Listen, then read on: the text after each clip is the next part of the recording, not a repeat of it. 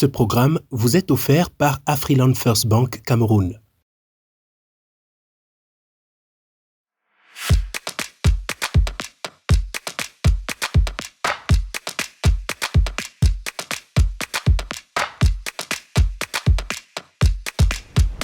Bonsoir et bienvenue sur Vox Live, votre émission de débat où nous décryptons les enjeux du continent. Ce soir, nous plaçons les femmes au centre du débat, qu'elles soient dans le secteur des ressources humaines, de la tech ou encore de l'écologie. Sur le continent africain, l'entrepreneuriat féminin dépasse la simple question du leadership. C'est un enjeu central pour la croissance économique et la transformation sociale du continent. Comment ces femmes participent-elles à la création de valeur? À quels obstacles sont-elles confrontées? Quelles stratégies mettre en place pour renforcer leur impact? Pour en parler ce soir, je suis entourée d'un panel d'invités. À ma droite, Tania Bénédicte Mbaka, bonsoir. Bonsoir. Merci d'être avec nous. Vous êtes directrice de l'ONG Migration Climat International, donc une ONG présente dans 14 pays. Voilà, aujourd'hui on est présent dans 14 pays d'Afrique francophone et présent aussi en Europe. On essaye de faire la passerelle entre l'Europe et l'Union africaine. En face de vous et donc à ma gauche, Laetitia Salon, ravie de vous retrouver, recevoir sur le plateau. Vous êtes fondatrice de Nextlink Africa, donc une agence de conseil. Si vous pouvez nous décrire rapidement de quoi il s'agit. Oui, bonsoir. Je suis Laetitia, donc je suis fondatrice de Nextlink Africa. L'objectif de Nextlink est d'accompagner l'écosystème tech en Afrique. Donc on va sur 3 leviers principaux, le recrutement, le coaching de talent et le mentoring auprès des entrepreneurs. Merci de la présentation. Cédric Mdieu, bonsoir, ravi de vous retrouver. Vous êtes fondateur du think tank 50 Afrique. En 2 mots, 50 Afrique. Oui, merci pour l'invitation. 50 Afrique, c'est un think tank qui soumet des recommandations à des décideurs privés publics pour l'émergence de l'Afrique. On a aussi un groupe d'entrepreneurs qui met en place l'accompagnement de jeunes leaders, de bourses d'études et un forum sur plusieurs thématiques. Et enfin, en face de vous, dernier invité du plateau, Ngai, bonsoir. Bonsoir, c'est Kana, bonsoir. Vous êtes consultant en stratégie, directeur de l'association Afropreneur Emerging Leaders. Et donc, vous avez une expérience de plus de 15 ans dans les ressources humaines et vous accompagnez notamment les femmes entrepreneurs. Effectivement, j'ai été DRH dans les 15 ans, j'étais DRH pendant 10 ans. J'ai dit dans tout débuté pendant 2 ans. Et depuis 2 ans, je suis consultant en stratégie. Je forme des entrepreneurs en stratégie, mais beaucoup plus des femmes. Je me sens très à l'aise d'être ici pour parler des femmes. Ben justement, c'est le thème du jour et on va rentrer directement dans le vif du sujet. Je voudrais d'abord vous soumettre un chiffre, 27%. Donc selon le Global Entrepreneurship Monitor, c'est le pourcentage des femmes adultes en Afrique subsaharienne qui sont engagées dans des activités entrepreneuriales. Et on sait qu'en réalité sur le terrain, c'est bien plus que cela parce qu'il y a le secteur informel qui rentre en compte. Mais avant d'entrer dans le vif du sujet, je voudrais qu'on définisse justement ce que c'est l'entrepreneuriat féminin. Laetitia, je me tourne vers vous. Est-ce que c'est le fait de créer une entreprise en étant une femme ou finalement, est-ce que c'est une approche différente du leadership? Alors, pour moi, c'est une approche différente du leadership. C'est pas forcément créer une entreprise ou une organisation. Je pense que le secteur informel, le chiffre de 25% est sous-évalué par rapport à l'impact que les femmes africaines ont sur l'économie globale, sur la création de l'emploi. Donc c'est un management plutôt différent, c'est une posture peut-être qu'on va définir un peu plus tard. Tania Bénédicte, quant à vous, comment est-ce que vous définissez justement entrepreneuriat féminin? Qu'est-ce que ça veut dire les deux ensemble? Alors moi, ce que je voulais vous dire, c'est que finalement, on était toutes des entrepreneuses depuis le premier jour en fait. Donc qu'on soit organisé ou non organisé, comme vous l'avez si bien souligné, effectivement aujourd'hui en Afrique, il existe ce milieu informel. Donc la jeune fille qui vend ses beignets au bord de la route le matin avant d'aller à l'école, elle est une entrepreneuse. La maman qui va se mettre en coopérative pour l'agriculture, elle est une entrepreneuse. La jeune femme qui va ouvrir son salon de coiffure ou qui va faire autre commerce, c'est une entrepreneuse. Je pense que dans chaque femme, il y a une entrepreneuse en sommeil. Il suffit juste, à mon sens, qu'elle puisse prendre confiance et arrêter ces grands mots de se dire finalement je ne suis pas entrepreneuse alors que finalement on est toutes des entrepreneuses. Alors Ngai, vous qui accompagnez justement des femmes, quand on préparait l'émission, vous nous disiez justement qu'il y avait une approche un petit peu différente. Déjà, ma question, c'est pourquoi est-ce qu'on met le mot féminin derrière entrepreneuse, sachant qu'on ne le genre pas forcément au masculin? Est-ce que c'est que justement les outils sont différents? Est-ce que l'approche est différente? Qu'est-ce que ça change? Oui, les outils ne peuvent pas différer. Ce sont les mêmes outils. Quand on parle de stratégie, la stratégie, autant pour un homme est la même pour un homme que pour une dame. Juste qu'on met entrepreneur féminin pour marquer le coup, pour montrer le fait que là, c'est une activité qui est gérée par une femme. Mais si je peux rebondir sur ce que disait Tania, en fait, l'entrepreneuriat féminin en Afrique, nous parlons d'Afrique, en fait, c'est de la survie. Ces dames-là entreprennent, font des activités parce qu'il faudrait nourrir les enfants, il faudrait les envoyer à l'école, il faudrait les soigner s'ils sont malades. Donc c'est un peu cette survie-là. Donc l'entrepreneuriat féminin en Afrique, c'est la survie, c'est ce qui permet à ces dames-là, disons, de s'en sortir. Et naturellement, en voulant s'en sortir, elles créent de la valeur. Donc c'est pour les chiffres, ils sont assez évocateurs. Nous disons par exemple que selon le rapport de la Banque mondiale, l'entrepreneuriat féminin représente environ, si on prend les pays d'Afrique subsaharienne, environ 14% du PIB. Il est vrai qu'au niveau du Maghreb, ces chiffres sont légèrement moins parce que le taux d'activité entrepreneuriale au niveau du Maghreb chez les femmes est plus bas. C'est lié à plusieurs contraintes. Mais l'entrepreneuriat féminin est à date, j'aime souvent l'appeler, c'est un parent pauvre de l'économie parce qu'il y a beaucoup de choses à faire, on en parlera. Certainement, qu'est-ce qu'il faut faire pour que cette création de valeur soit optimale. Mais cet entrepreneur féminin a des chiffres importants et quand on parle de 14% du PIB de l'Afrique, ça veut dire ce que ça veut dire. C'est important. Cédric Amdieu. Oui, je comprendrais qu'effectivement, pour moi, toutes les femmes, en tout cas, qu'elles sont en activité de pouvoir chercher la richesse pour leur famille, sont des entrepreneuses de base, que ce soit dans le formel ou l'informel, qu'elles aient créé une entreprise ou qu'elles n'aient pas créé une entreprise. On a parlé tout à l'heure, elles contribuent, c'est des chiffres, 14% PIB du continent, 24% des entrepreneurs sont des femmes en Afrique, 17% en Asie, 14% en Amérique du Sud. Donc, c'est pour dire que l'Afrique est, d'après certains chiffres, le pays qui compte le plus de nombre de femmes entrepreneuses. Et je pense que c'est vraiment un thème, une problématique très importante. Et ouais, je pense que les femmes ont vraiment leur partition à jouer et je pense que nous devons vraiment les accompagner dans ce genre de thématique. Et du coup, je voulais juste compléter, finalement, je trouve ça essentiel que derrière ce entrepreneuriat au féminin, c'est très logique, c'est vraiment pour pouvoir accompagner les femmes, parce que dans la tête subliminale de tout le monde, finalement, qu'on se dise les choses, quand on dit un entrepreneur, finalement, on parle de l'homme, du garçon qui va être un PDG. Dès la plus tendre enfance, finalement, c'est culturel. Quand on dit entrepreneur, le garçon a le droit de tomber et de se relever, mais la fille n'a pas le droit d'être sale. Donc finalement, c'est socio-culturel. Donc finalement, aujourd'hui, qu'on puisse aborder ce terme entrepreneuriat au féminin, malgré tout, on est plutôt dans une société aujourd'hui où on prône l'égalité des genres et ainsi de suite. Mais là, dans ce cadre-là, et plus particulièrement pour l'Afrique, je trouve ça essentiel qu'on puisse revaloriser l'entrepreneuriat qui est de plus en plus de femmes, qu'elles puissent s'identifier en se disant « Ok, il n'y a pas que les garçons, il n'y a pas que les hommes. Moi aussi, en tant que femme, je peux être entrepreneuse. » Et ça permet du coup qu'elles puissent se référer, s'identifier et se dire « Moi aussi, finalement, je peux être entrepreneuse. Ce n'est pas que l'apanage des hommes. » Est-ce que dans le travail de conseil, il y a d'abord le travail de déconstruction justement de ces stéréotypes un petit peu je suis une femme, j'ai pas forcément ma place dans l'entrepreneuriat. Laetitia, par exemple, dans ce que vous faites vous au quotidien? Oui, alors on accompagne les femmes justement sur des formations un peu plus spécialisées, que ce soit en entreprise ou même dans le milieu des startups. Aujourd'hui, on voit qu'il n'y a que 12% de femmes entrepreneuses dans le milieu de la French Tech. Donc il y a des formations un petit peu plus spécialisées, notamment sur du leadership, sur de la prise de parole en public, sur le réseautage, un peu besoin de réseautage, de partage aussi, de networking.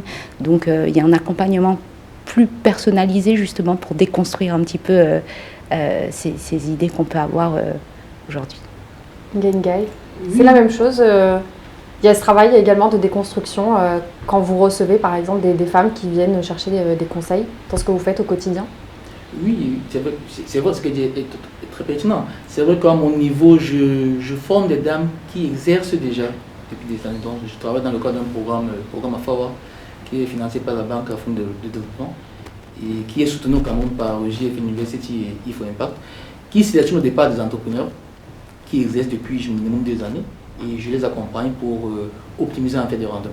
Donc je les forme en stratégie d'entreprise et d'autres personnes, d'autres experts sur le volet financier. Et en fait ces dames-là, comme elle a bien dit, c'est vrai qu'il y a des stéréotypes, mais à leur niveau déjà, elles ont déjà traversé la première étape. Elles n'ont plus ces blocages-là. Ce dont elles ont besoin, c'est de la formation, c'est du financement, c'est qu'il y ait un cadre législatif plus approprié pour qu'elles puissent émerger. Donc, c'est vraiment, en parlant des difficultés et des solutions, nous pourrons évoquer ces éléments-là. Est-ce qu'il faut conseiller de la même façon justement aux femmes qu'aux hommes? Est-ce qu'il faut être intransigeant de la même façon, Tania? Moi, j'estime qu'il y a plusieurs phases dans l'accompagnement. Donc, nous, quand on accompagne nos entrepreneurs à impact, on a bizarrement, donc moi, je suis vraiment spécialisée dans l'accompagnement d'entrepreneurs à impact afin qu'ils puissent trouver des solutions pour faire face à l'adaptation climatique. Et finalement, on a plus de femmes. Il y a des hommes, mais ils sont un peu plus rares, comme si l'écologie, finalement, était dédiée aux femmes.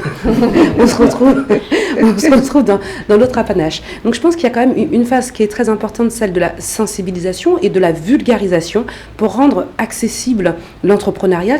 Comme je vous le disais tout à l'heure, finalement, on va peut-être trouver ce slogan tous entrepreneurs, qu'on soit femme, homme ou tous les genres. Et donc ça, pour moi, j'estime que c'est la première étape. La deuxième étape, finalement, on doit tous se retrouver sur le même pied d'égalité. Donc les femmes que nous accompagnons aujourd'hui, elles ont tout ce savoir-faire.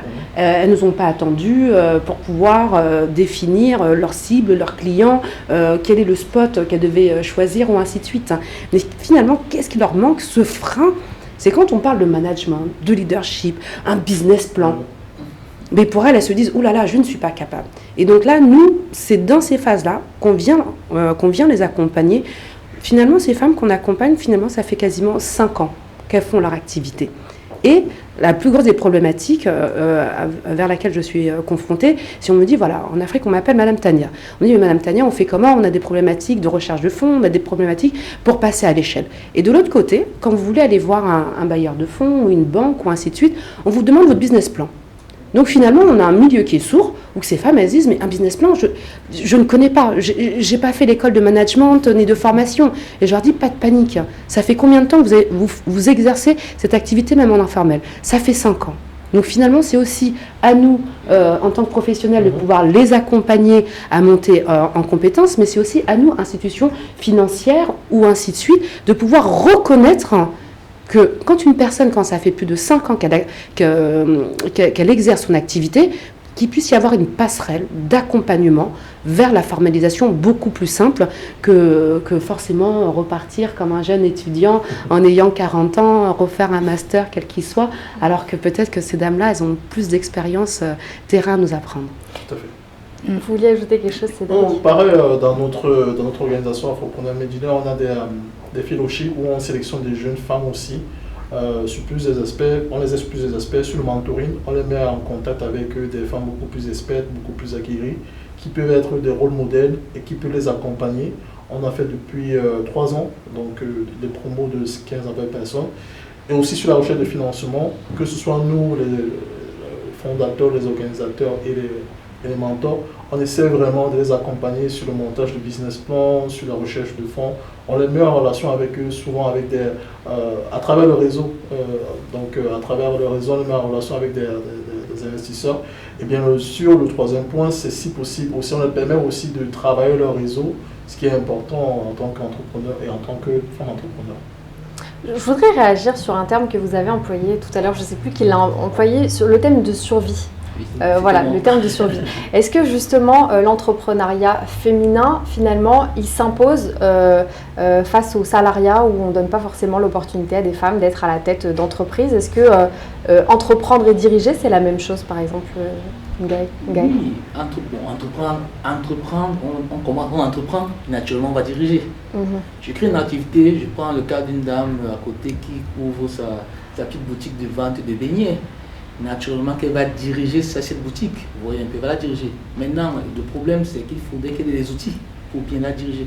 Donc l'entrepreneur féminin en fait en Afrique, c'est de la survie. Parce que nous sommes dans un environnement relativement pauvre dans lequel les femmes doivent s'en sortir. Je l'ai dit tout à l'heure, elles doivent nourrir les enfants, les envoyer à l'école, les soigner. Qu'est-ce qu'il faut faire? Je n'ai pas de travail, qu'est-ce que je dois faire? Je dois créer une activité génératrice de revenus. Et naturellement, elles vont devenir entrepreneurs. Et c'est pourquoi on le dit si bien, une dame sur 4 en Afrique en âge de travail est une entrepreneur. Et c'est pourquoi l'Afrique domine dans l'échelle mondiale des statistiques en matière d'entrepreneuriat. Maintenant, comment faut-il faire? L'Afrique est loin face aux autres continents. Très loin. Qu'est-ce qu'il faut donc faire pour que cet entrepreneuriat-là soit bien encadré? Qu'est-ce que le politique public de nos pays africains doit faire pour qu'on en fait, cet entrepreneur féminin-là, que cette dame-là soit bien accompagnée, pourrait produire réellement la valeur. Parce que pour l'instant, cette valeur qu'elle produit, qu'on évoque là, on parle de 14%, 15% PIB, ça dépend, au Maghreb c'est légèrement moins. Ce sont des chiffres même de l'informel. Ça veut dire s'il y a une bonne organisation, je crois qu'elles vont impacter de manière très forte. C'est pourquoi nous, quelques hommes ici, avons décidé de les accompagner. Et vous avez choisi chacun d'œuvrer justement sur le continent africain. Pourquoi justement se tourner vers les pays d'Afrique où on l'a dit, le secteur informel est prégnant, où l'entrepreneuriat finalement est culturel du côté des femmes. Oui. Pourquoi justement accompagner ces femmes-là sur le continent? Parce que je pense qu'elles ont beaucoup à apporter. Encore une fois, il y a une vraie problématique sur l'emploi informel. Et je pense qu'il y a une passerelle à avoir et elle pourrait vraiment contribuer aujourd'hui à l'économie globale du continent. Et des petits 14 pays. Oui. Et surtout, pour moi, pourquoi l'Afrique? Parce qu'il ne manque pas grand-chose.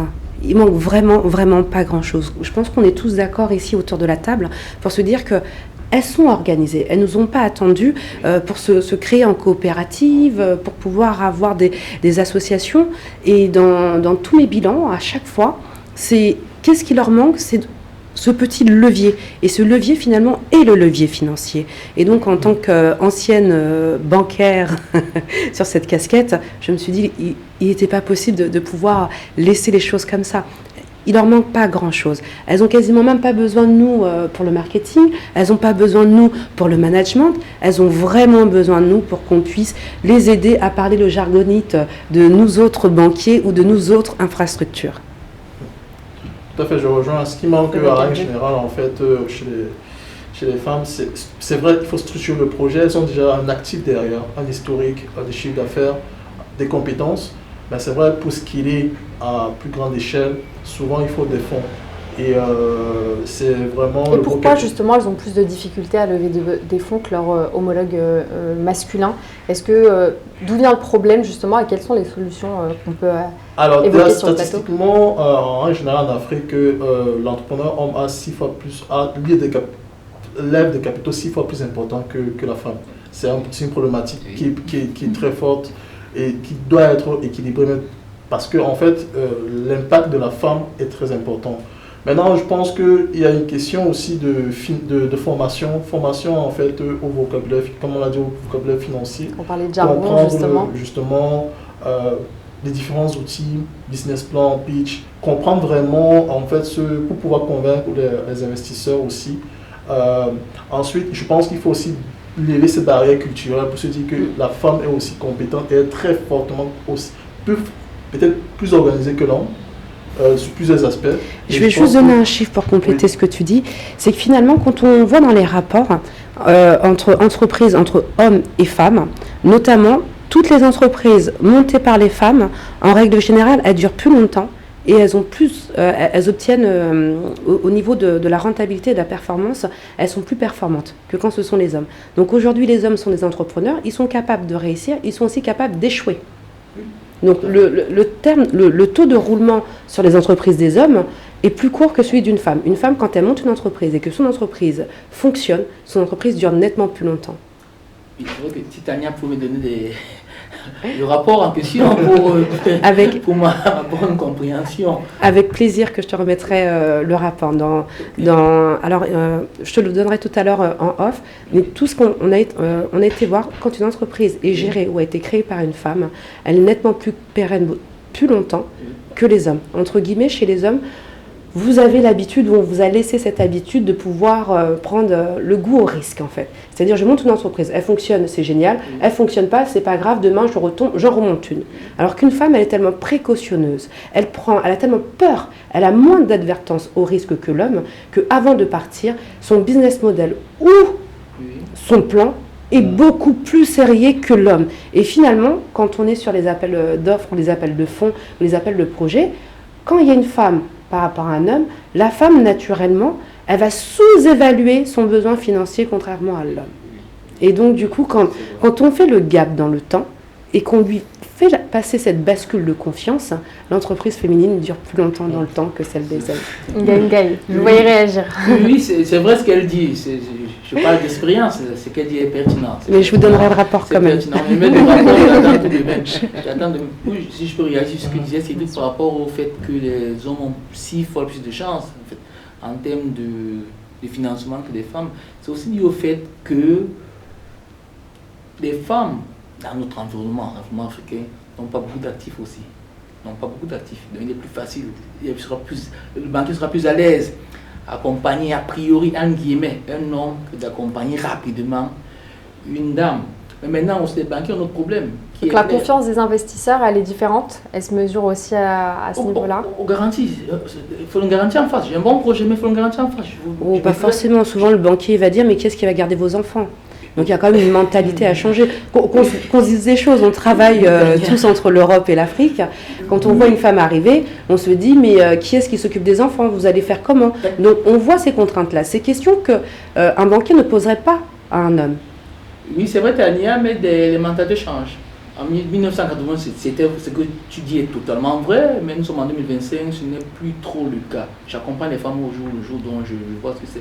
Mais il se pose un problème qui touche également les hommes. C'est que les banquiers ont 2 éléments qu'ils regardent. J'ai un ancien banquier. Cette dame à qui je j'ai les TPE-PME, en fait, disons, le banquier a peur de 2 choses. Il y a un défaut de garantie. Il veut de garantie pour mettre en place un financement. Il faut une garantie en face. Il n'y a pas de garantie, que ce soit souvent chez la femme, que ce soit chez l'homme. Et un autre élément qui est important, c'est que cette PPME présente des risques de défaut importants. La capacité à ne pas rembourser, elle est plus forte que la capacité à rembourser. Donc, avec les ratios bancaires qui sont assez durs dans nos environnements, il faut le dire aussi. L'environnement africain, les banques en commercial en Afrique subsaharienne sont très rigides pour l'octroi des prêts. Si je prends un rapport, je prends d'APCAM, ce sont des chiffres du Cameroun, et que je peux étendre même là sur le Afrique centrale, vous allez constater que 15% des prêts bancaires sont juste 15% sont au PME. Et la plupart des dames, surtout dans ce lot-là. Dans les 15% de prêts là, vous avez 75% qui concernent le fonctionnement. Donc juste 25% pour l'investissement. Donc naturellement, il y aura toujours un besoin important d'argent. Mais ces banques le font pourquoi pas? Elles ont peur. Elles ont peur du risque de défaut, il n'y a pas de garantie en face. Donc, on vous donnera un peu de cash pour alimenter votre besoin en fonds de développement. Et basta. Et ces entreprises, les dames vont toujours continuer. Mais j'espère bien que Tania, comme les accompagne aussi, elles vont faire un bon avec plaisir, avec plaisir. C'est vraiment pour ça que nous, on est organisé en pôle et en hub de compétences, donc vraiment sur l'impact. Parce que finalement aussi, la plus grosse problématique chez nous, chez les femmes en Afrique, donc là, on a parlé quand même d'une certaine catégorie assez paupérisée et ainsi de suite, mais on a quand même tous les niveaux de femmes en Afrique. Donc on va rehausser un petit peu. Donc finalement, entre toutes ces étudiantes qui font des masters et ainsi de suite, on a aussi une grosse problématique sur l'employabilité. En règle générale, peut-être que vous allez me redire, on va avoir, bizarrement, il y a des métiers pour les hommes, il y a des métiers pour les femmes. Donc on va prendre la filière marketing, communication, toutes ces choses-là, on a quasiment 90% de femmes. Et finalement, en Afrique, quels sont les besoins au niveau de l'employabilité ? Aujourd'hui, même en Europe, on a la sortie sur le marché de l'emploi, finalement, elles font des études qui ne correspondent pas aux besoins du marché de l'emploi. Et finalement, ces étudiantes-là, hormis qu'elles aillent même dans les autres pays ou ainsi de suite, elles se retrouvent naturellement encore de nouveau à devenir des entrepreneuses. Donc ça aussi, ça fait aussi partie de nos métiers, nous experts, de pouvoir le vulgariser. Nous sommes assez conscients quand même des besoins du continent, de besoins de certains des pays, et c'est aussi à nous qui sommes là en train d'accompagner les entrepreneurs, de pouvoir les sensibiliser, de pouvoir les ouvrir nettement plus à toute la richesse et les opportunités pour demain. Notamment, je pense à l'agriculture, à l'ingénierie, au soleil. Bien évidemment, en fait, pour rebondir sur ce que dit Tania, en fait, l'Afrique a date à 4 problèmes. C'est la santé, l'éducation, la nourriture, parce que nous importons ce que nous mangeons, la plupart des choses que nous mangeons, et la sécurité, tout ce qui est sécurité infrastructurelle. Donc, et pour rebondir rapidement sur cet aspect, le besoin, je pense que la banque a estimé ce besoin-là, le besoin de fonds pour développer l'agriculture, pour l'entrepreneuriat féminin, il est estimé à 15 milliards de dollars. Sur les 42 milliards de dollars dont on a besoin pour aider l'entrepreneuriat féminin à se développer. Donc la banque estime que juste l'agriculture a besoin de 15 milliards de dollars. Donc vous voyez bien que l'agriculture, en fait, est le poumon, en fait, quoi, de cet entrepreneur féminin. Et 50% de la main-d'œuvre dans l'agriculture en Afrique est constituée de dames. Ce sont des femmes. Elles sont incontournables, nous le disons. Les gens sont incontournables. Mais il faudrait, comme nous l'avons dit, que les politiques publiques agissent de manière très, très... On va revenir justement sur le rôle des politiques publiques. Est-ce que Laetitia, c'est un constat également que vous partagez également dans les personnes que vous accompagnez au quotidien, ce décalage entre finalement les besoins et l'offre qui est proposée à la sortie des études? Oui, tout à fait, notamment dans le milieu de la tech. Alors, il y a un vrai problème de connectivité entre le système scolaire et l'employabilité. Donc aujourd'hui, 80% des diplômés ne trouvent pas de rôle. En fait, il y a un vrai décalage entre la réalité terrain et les diplômes. Et donc le but, c'est de réorienter ces personnes, ouvrir le champ des possibles, comme vous le disiez.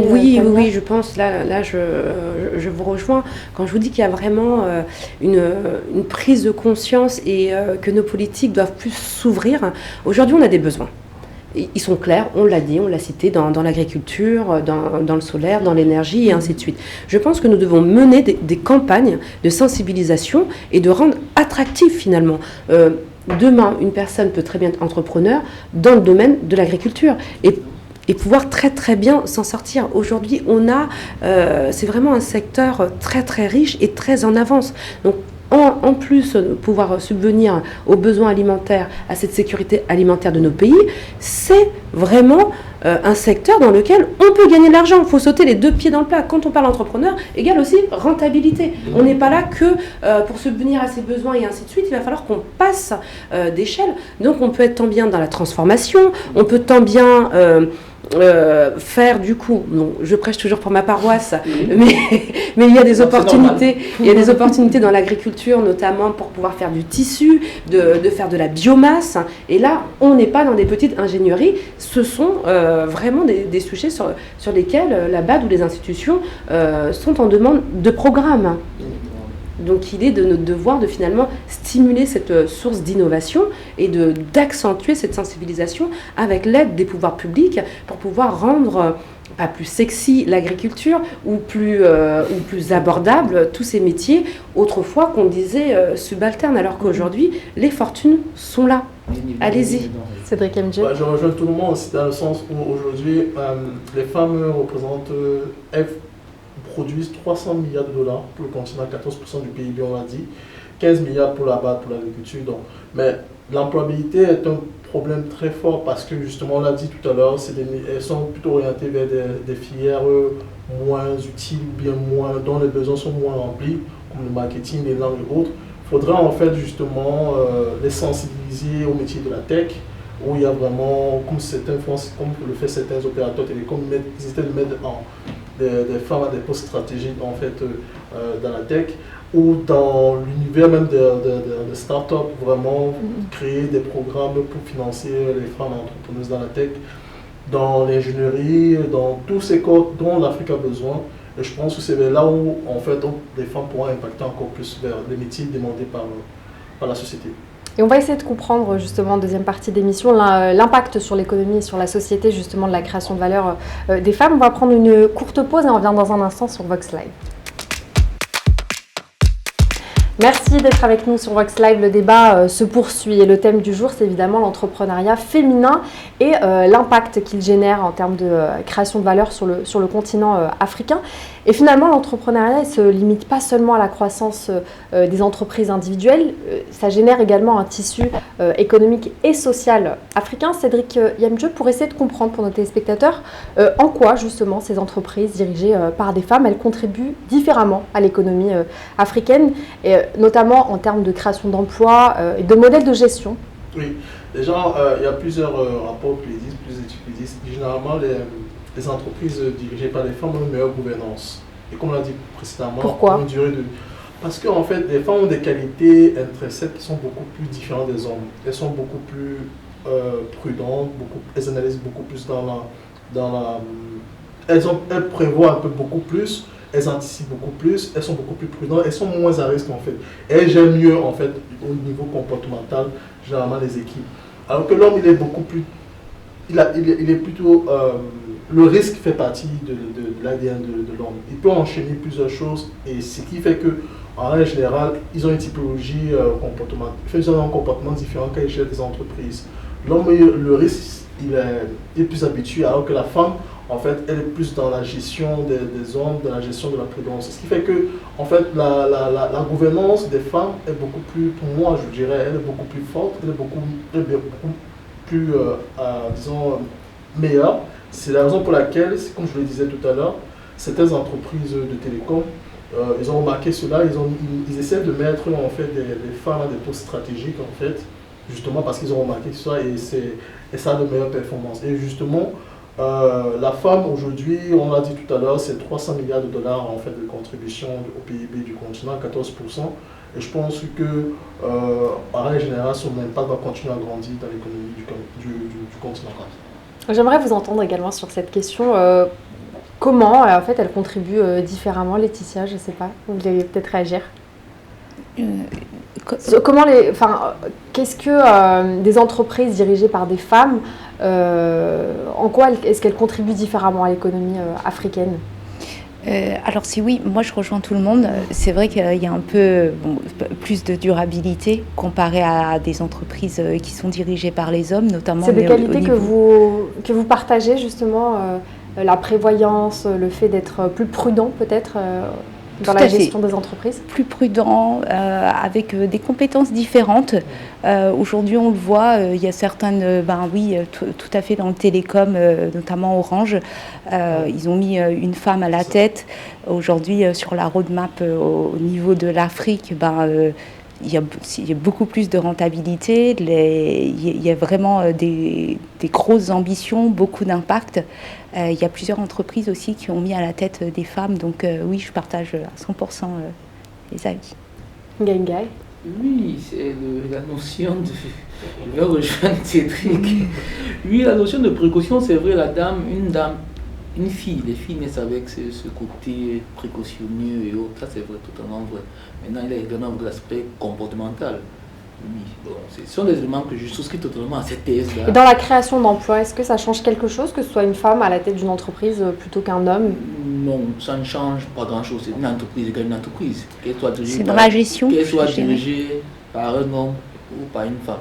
Mais la notion de création d'emplois ici vient un peu résoudre le problème de la précarité, le problème de l'absence d'emploi, de la pauvreté. Pourquoi ? D'inégalité ? Très bien, oui. Lorsqu'on dit par exemple l'entrepreneuriat féminin impact dans le continent, c'est quoi ? C'est que l'entrepreneuriat féminin participe à la croissance économique. On a beaucoup de chiffres tout à l'heure. L'entrepreneuriat féminin permet de lutter totalement contre la pauvreté. Il y a le manque d'emploi. C'est que souvent les femmes, elles vont être dans un entrepreneuriat social. Et pour le développement du continent ou des pays, on a besoin aussi d'un développement économique, mais aussi un accompagnement social. Et on va retrouver beaucoup de femmes dans ce type d'entrepreneuriat. Donc quand on dit entrepreneuriat social, ça va être tant bien directrice de crèche, ça va être elles qui vont initier toutes ces choses-là. Elles vont, le marché, on en a déjà parlé, tant bien dans le domaine du bien-être et du soin aujourd'hui, il y a des messieurs qui fréquentent aussi des salons de coiffure et de soins aussi. Et donc, tout ça, elles participent vraiment, et ce sont, même dans la restauration, on retrouve de plus en plus de femmes, pendant la Covid ou ainsi de suite, il y a eu des belles pépites qui sont sorties et tenues par des femmes. Là, c'est pas qu'une entreprise, elles se sont développées très rapidement. Parce que c'est aussi ce privilège-là, j'allais dire, d'être sur l'entrepreneuriat social qui leur permet aussi d'avoir un point d'accélération un peu rapide. Oui. Il disait donc qu'après le volet, la croissance, à part la participation à la croissance économique et la participation à la lutte contre la pauvreté, l'apport dans tout ce qui est création d'emplois, il y a également un autre volet qui est très important, c'est que ces dames-là, cet entraînement féminin, en fait, il aide l'Afrique à se développer sur ces autres aspects, à travers une certaine innovation et sur une certaine diversification. J'ai évoqué les 4 problèmes de l'Afrique, l'agriculture, la santé, l'éducation et tout ce qui est infrastructure et sécurité.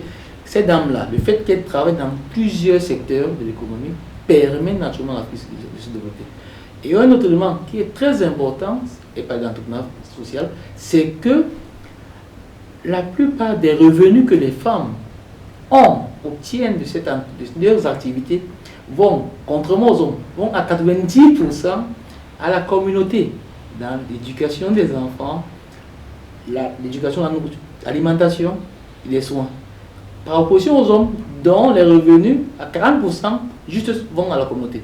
Donc, vous voyez bien que la femme, à la fois, elle impacte de manière sur le plan macro, disons ça comme ça. J'ai pas très bien compris votre démonstration quand vous disiez que les revenus de la femme allaient plutôt dans le foyer, sur les côtés administratifs, éducation. Donc sous prétexte qu'une femme a une entreprise, donc l'homme est déchargé. On est bien des Africains tous ensemble autour de la table. On va pas dériver le débat, mais il me semble que. D'accord, j'ai cru mal comprendre. Merci bien. J'ai dit que comme l'entrepreneur féminin dans nos environnements africains, au départ, il faut le dire, la majeure partie d'un entrepreneur de survie. C'est parce que la dame voudrait élever ses enfants qu'elle va aller vendre ses beignets, qu'elle va créer une entreprise. Tout comme il y a des femmes qui travaillent dans les télécoms. Oui, c'est vrai qu'il y a différentes classes, comme le disait tout à l'heure Tania Bénédicte. C'est vrai qu'on a parlé dès le début de survie pour essayer de planter le décor, mais c'est vrai que vous accompagnez vous-même au quotidien des chefs d'entreprise. Il y a des chefs d'entreprise qui sont femmes et elles ne sont pas forcément dans le milieu social. Il y en a dans l'ingénierie, dans le métal, et ça fonctionne très très bien. Je suis bien avec vous et je veux continuer, j'ai un pétanque. Dans l'audiovisuel. En répétant que, et c'est même une qualité, disons ça comme ça, il ne faudrait pas que Tania ne pas vous offusquer de ça. C'est même une qualité. Les revenus de l'entrepreneur féminin vont à 90%, c'est prouvé, je crois que c'est un rapport QSI, vont à 90% dans la gestion, dans le développement de la communauté. Globalement. Ce n'est pas pour dire qu'elle n'impacte pas sur le plan macro, je l'ai dit tout à l'heure, on a des chiffres. Mais c'est même une valeur. Est-ce que vous mettez dans le terme de transformation sociale? Oui, ça va là-dedans, puisque si je gagne d'argent, je suis une dame gagne d'argent, a priori au départ, c'est pour, il y a une mot de survie, je vais l'enlever si vous voulez, c'est pour l'éducation, c'est pour la santé, c'est pour les soins de sa famille, et c'est pour la création des emplois. Mais je dis c'est entrepreneur par opposition aux hommes, qui eux, donc chez les hommes, c'est 40% de leurs revenus vont à la communauté. C'est un rapport, c'est prouvé. On a quand même plusieurs classes sociales en Afrique. Je suis désolée, c'est pas vraiment pour vous contredire, mais il me semble, même si on a encore beaucoup de progrès à faire dans le développement de notre continent, on a quand même quelques classes sociales. Effectivement, il y a cette première classe un peu paupérisée où qu'on a passé la première partie du débat dessus, mais il y a quand même une classe moyenne, et en dehors de cette classe moyenne, il y a quand même des élites, des personnes qui ont été faire des études et ainsi de suite. Et en fait, du coup, juste, si je me permets d'intervenir dans votre discours, c'est que j'aimerais pas que les téléspectateurs ou les téléspectatrices qui nous regardent, elles puissent se dire, mais finalement, si je deviens entrepreneuse, eh ben, c'est moi qui m'occupe entièrement de la maison. Donc, à savoir, donc, je vous rassure, chères mesdames, le fonctionnement, alors le petit secret, il faut vraiment être chef d'entreprise, au bureau ou sur votre plan de travail, et je vous rassure, à la maison, même moi en tant que femme, aujourd'hui qui suis directrice générale, je reprends ma place de femme dans mon foyer. Oui. C'est pas moi qui fait le directeur chez moi. Donc surtout qu'il n'y ait pas d'amalgame. Donc après c'est chacun qui peut gérer son foyer et ainsi de suite. Mais je pense que voilà, on est plutôt sur la sphère publique et on va laisser chacun dans ses sphères personnelles et la gestion financière. Je suis avec toi, Tania, je n'ai pas dit que les dames en Afrique s'occupent des foyers. C'est totalement contraire. Non, le financement, c'est que leur argent devait bénéficier forcément aux familles. Non, après ça c'est chaque couple, on va laisser le privilège de chaque couple voir sa gestion financière. J'aimerais avoir vos retours, vous qui travaillez justement au quotidien avec ces femmes. On parlait justement au début d'émission des limites et c'était surtout des limites financières. Donc au-delà des chiffres, justement, quelle politique publique ou privée elle pourrait permettre d'accélérer l'impact positif des femmes entrepreneurs sur l'économie africaine? Laetitia, à quelle politique on pourrait s'attendre justement pour aider ces femmes entrepreneurs? Alors je voulais juste rebondir sur le dernier point. Je vois de quel rapport donc vous parlez. Je vois tout à fait et c'est vrai qu'aujourd'hui ça a été prouvé, donc les femmes investissent beaucoup plus en fait dans leur communauté comparé aux hommes. Merci. On proposera le rapport de toute façon en barre de description. J'enverrai le rapport, mais oui, tout à fait. Puisse le consulter. Donc c'est vraiment quelque chose qu'il faut vraiment qu'on fasse évoluer et, en tant qu'accompagnateur des personnes en entrepreneuriat, pour moi il était très important de souligner que chacun était libre de pouvoir faire sa gestion individuelle à la maison. Et ça rejoint un petit peu ce qu'on se disait par rapport aux compétences, que les femmes vont être un petit peu plus précautionneuses, et ça rejoint aussi le sujet de la rentabilité sur les entreprises. Pourquoi est-ce qu'il y a beaucoup plus de femmes aujourd'hui à la tête de certaines entreprises? Je pense que ça rejoint cette partie. Voilà. Et aujourd'hui, justement, à quoi on peut s'attendre? Je reviens sur la question sur les politiques, qu'elles soient publiques ou privées, justement, pour faciliter la création d'entreprises pour ces femmes. Cédric Amdieu. Et puis, je pense que les décideurs et même le privé peuvent mettre en place plusieurs réformes pour aider le financement des femmes. C'est-à-dire que, généralement, je ne vais pas entrer dans les détails, mais s'il y a plusieurs banques ou bien plusieurs fonds d'investissement, même créer des fonds d'investissement spécialisés je pense qu'il y en a qui existent au niveau des investment partners qui sont dédiés au financement des femmes, parce que je pense que les fonds d'investissement le savent très bien. C'est-à-dire, on a dit les avantages d'une entreprise créée par les femmes, gérée par les femmes. Forcément, quand un fonds regarde les ratios financiers et les prévisions, il veut déjà de la rentabilité. Donc, effectivement, il faut créer plus de fonds d'investissement, plus de banques dédiées au financement de femmes. Au-delà de ça, je pense qu'il faut aussi créer un cadre, je dirais pas...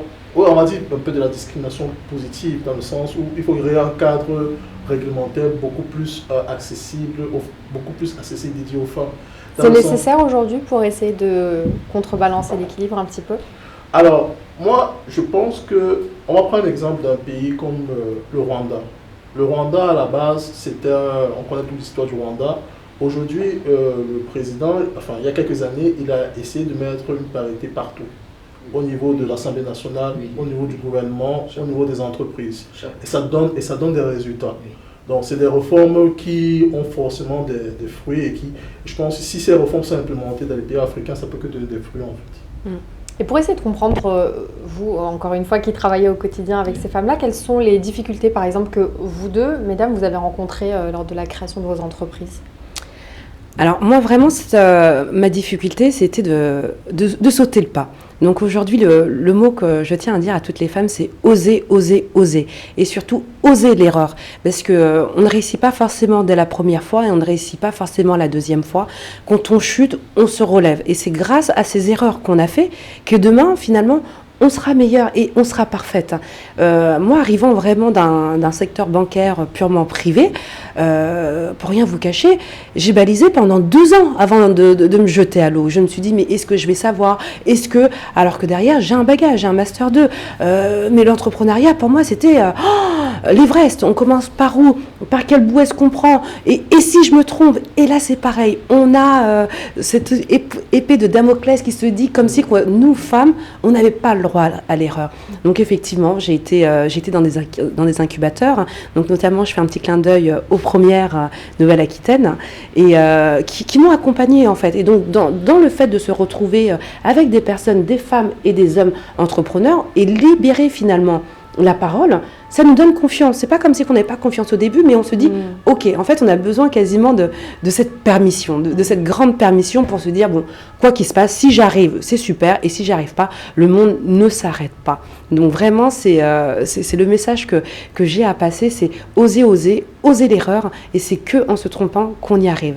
Et Laetitia, c'était à quel niveau vous avez rencontré des difficultés? Alors moi, je suis totalement d'accord. C'est vraiment pour passer le pas. Je n'ai pas été dans un incubateur, mais je pense que ça a été la force du réseau et l'accompagnement que j'ai pu avoir au quotidien et que j'ai toujours. Donc vraiment cet accompagnement, les gens qui prennent le temps pour pouvoir se dire non, t'es capable et vas-y. Donc le maître mot, c'est le même, oser. Oser. Ngangai, vous accompagnez également des femmes. Alors vous, c'est pas la difficulté que vous avez rencontrée, mais les femmes qui viennent vous voir, même si elles sont déjà installées, ce que vous nous disiez, elles ont déjà entamé leur carrière, qu'est-ce qui revient le plus souvent dans leur témoignage? Oui, les problèmes sont les 3 autres. Mais je vais directement bondir sur les pistes de solutions. Tout à l'heure, quand tu demandais à Cédric qu'est-ce qu'il faut faire, en fait, il y a des remèdes, il faut dire ça comme ça, ce sont les 3 autres. Le premier remède, c'est en fait, je reviens sur l'exemple du Rwanda, j'y ai été, c'est vraiment la félicité, une parité totale. Et là, je reviens sur des remèdes que j'ai voulu évoquer. Le premier remède, c'est s'agit de, dans nos économies, dans nos pays africains, il faut restructurer nos secteurs productifs, en fait. Il faut un réencadrement, à mon sens, législatif. Parce que vous voyez, par exemple, ici en France, il y a beaucoup de lois qui vous parlent de auto-entrepreneuriat. Vous êtes salarié, vous pouvez être auto-entrepreneur. C'est une passerelle, c'est une préparation. Le cadre juridique, il est défavorable dans certains pays africains? Disons pas défavorable, mais il n'est pas préventif. Je prends l'exemple simple, auto-entrepreneuriat. Ici, vous êtes salarié, vous êtes auto-entrepreneur, la loi le permet, et sans problème, et ça vous permet d'apprendre. C'est une passerelle, c'est une préparation, vous voyez un peu quoi. Or, en Afrique, dans beaucoup de pays, ce n'est pas encore ça. Autre élément, vous avez dans nos pays africains, plusieurs structures qui gèrent les questions d'entrepreneuriat. Or, il faut une unicité de structures, une ou deux, maximal deux.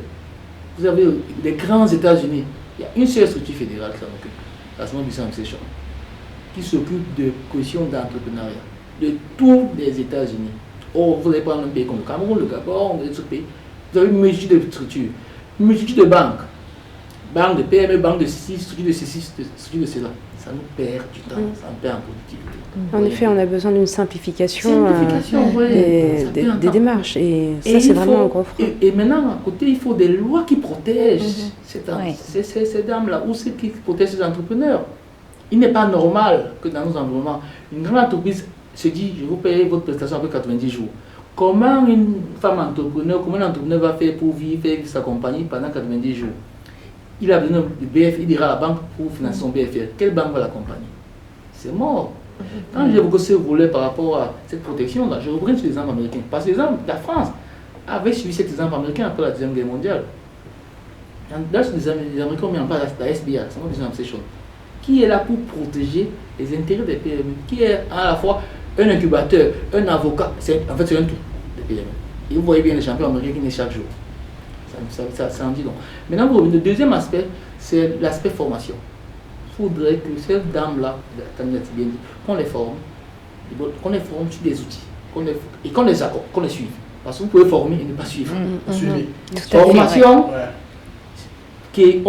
planification des périodes de suivi, d'évaluation. Souvent, des personnes qu'on fait aux humains disent évaluation à chaud, évaluation à froid. Mais il faut prévoir cela. Et après cela, maintenant, il y a le volet financement. Mais dans le volet financement, il y a plusieurs volets à prendre en compte. C'est-à-dire, là, c'est bien dit, il y a beaucoup d'outils de désintermédiation financière qui peuvent aider à avoir de l'argent à travers certains instruments financiers étrangers, à travers une autre culture, les tontines. Et j'aime si bien le dire, à travers même le fait d'accepter les autres dans votre affaire. J'aime souvent dire que le réseau, c'est la clé, c'est ce que vous disiez depuis tout à l'heure. J'aime souvent dire mieux vaut avoir 30% de 1 milliard que d'avoir 100% de 100 000. Vous voyez, ça se voulait. Parce que nous n'aimons pas nous associer, nous n'aimons pas être ensemble, nous n'aimons pas faire des fusions. Pourtant, si on fait des fusions, nous sommes dans l'alliance, on est plus fort, on a une capacité de négociation plus forte, on a des synergies. Et l'autre volet également, dans le volet financement, qui fait que nos États n'ont pas assez de, j'aime dire, de cash pour financer ces PME, ces dames entrepreneurs, c'est la manière de financer l'économie. La plupart, c'est dit que le financier il va peut-être corriger si je me trompe, mais ça m'étonnerait. C'est que les États, lorsqu'ils ont besoin d'argent, vont naturellement à l'étranger prendre l'argent. Donc les FM, ils vont voir les autres, les bailleurs. Mais ça nous expose à 3 risques. Les risques de change, les risques d'inflation et les intérêts qu'on paie à l'étranger. Or, si on développe les investisseurs à monnaie locale, acteurs des assurances et autres, on est capable d'avoir un bon matériel financier sur place qu'on mettra dans l'économie et tout sera réglé. Je laisse la parole à Cédric. Non, il faut avoir des investissements locaux. Si on a des investissements étrangers, c'est justement ces frais qu'on aura. Et effectivement, non seulement il faut avoir des investissements locaux, mais en plus, je pense que, j'ai oublié de le dire, une des réformes, aussi bien pour les hommes que pour les femmes, je pense que l'État doit aussi soutenir et créer des champions nationaux, des champions femmes nationales et des champions nationaux aussi, mais vraiment créer ce cadre vraiment réglementaire pour pouvoir créer ces champions.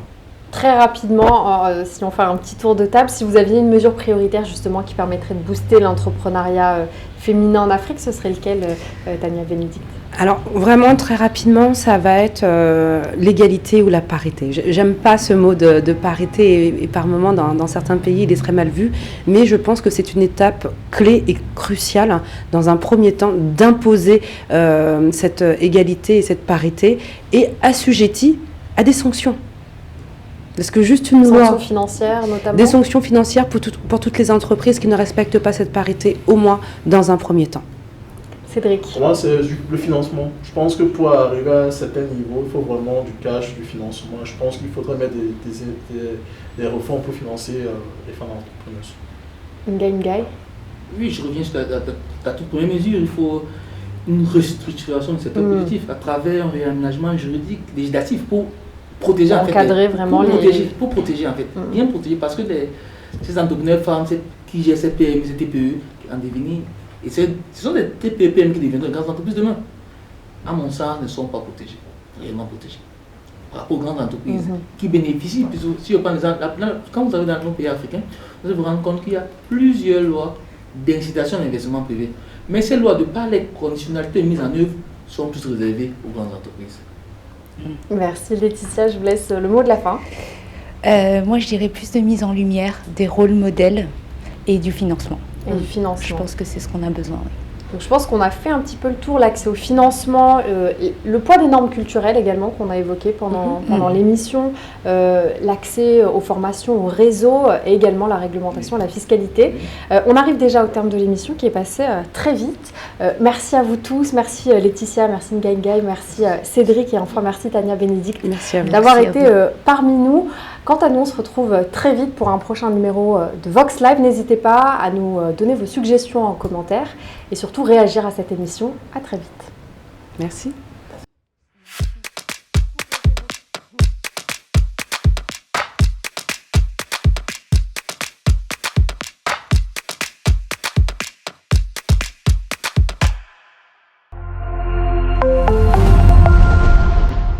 Ce programme vous a été offert par Afriland First Bank Cameroun.